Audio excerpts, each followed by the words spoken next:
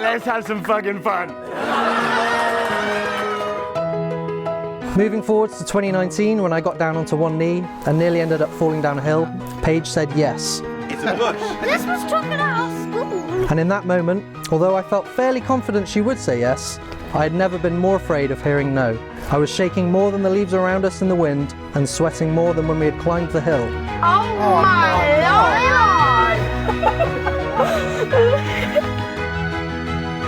Today and forever, I give you my heart, my soul, and my trust. Paige, I love you. Thank you for always being there and for loving me unconditionally through thick and thin. I know I haven't always made it easy.